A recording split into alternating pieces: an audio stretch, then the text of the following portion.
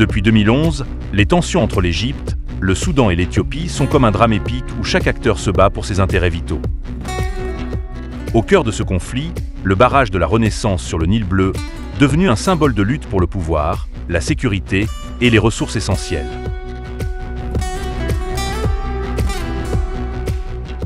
L'histoire commence avec l'Éthiopie, un pays de la Corne de l'Afrique privé d'accès à la mer, qui cherche à se développer et à sortir de la pauvreté en construisant ce gigantesque barrage.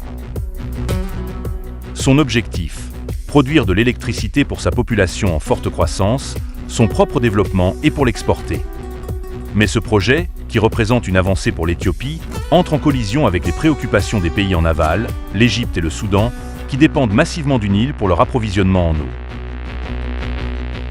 L'Égypte, particulièrement vulnérable, tire près de 90% de son eau du Nil et considère que ce barrage pourrait diminuer le débit du fleuve, compromettant l'approvisionnement en eau pour sa population de plus de 100 millions d'habitants amenée à doubler d'ici 30 ans. Pour l'Égypte, c'est une question de survie. Sa population agricole, nombreuse et séculaire, a déjà souffert par le passé du barrage d'Aswan. Toute nouvelle diminution du débit éliminerait toujours plus de terres arables.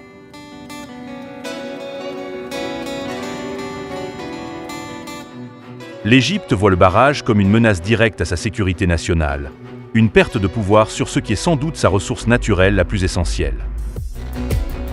Le Soudan, entre les deux géants, se trouve dans une position délicate. Bien qu'il partage des préoccupations similaires avec l'Égypte, il est également favorable à l'idée que l'Éthiopie exploite le barrage pour ses besoins en énergie, qu'il importerait à prix abordables de son voisin.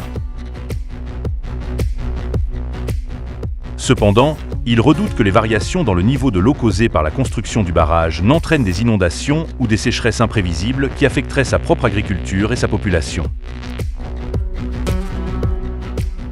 Les négociations répétées, longues et difficiles, sous l'égide de pays voisins et d'autres puissances, ont toutes été marquées par un profond manque de confiance et des désaccords à toutes les étapes. Les trois pays n'ont jamais réussi à s'entendre sur des règles de gestion de l'eau et de l'exploitation du barrage. Nous arrivons en février 2022. Inauguration officielle du barrage, qui après 11 ans de construction et de tension, commence à produire de l'électricité.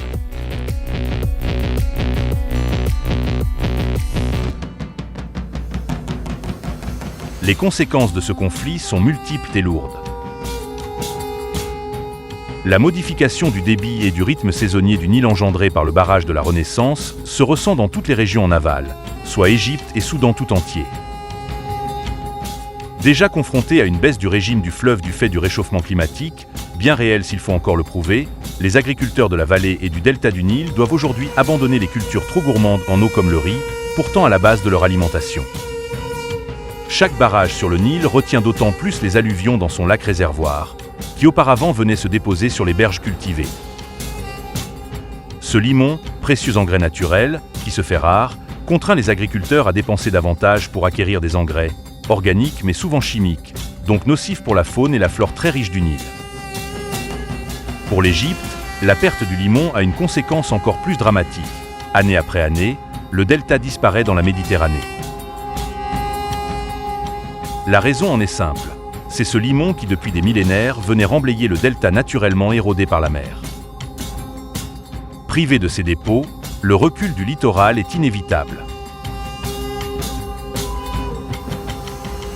Sur le plan politique, les relations diplomatiques sont tendues et chaque pays mène une guerre de communication pour rallier l'opinion internationale de son côté. Mais surtout, sur le terrain, le risque est réel qu'un manque d'accord sur l'utilisation de l'eau conduise à des crises humanitaires et économiques dans les pays du bassin du Nil. Pire encore, des clashs militaires ou des tensions ouvertes ne sont pas à exclure. En 2013, l'ancien président égyptien, Morsi, proposait tout bonnement le bombardement du barrage par son armée, en direct à la télévision.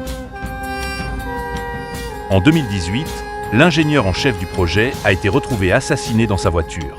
Le coupable ne fut jamais retrouvé. Depuis 2020, des punchlines assez menaçantes sont régulièrement échangées sur les réseaux sociaux par les autorités égyptiennes et éthiopiennes. Le barrage de la Renaissance est devenu un enjeu de pouvoir stratégique où chaque mouvement est scruté avec anxiété par les protagonistes. Derrière ce projet d'infrastructure se cache une lutte pour la domination de l'une des ressources naturelles les plus convoitées et essentielles au monde, l'eau douce. L'issue de cette saga ne sera pas seulement celle des négociations diplomatiques, mais celle de la capacité des nations à coexister autour de cette ressource vitale.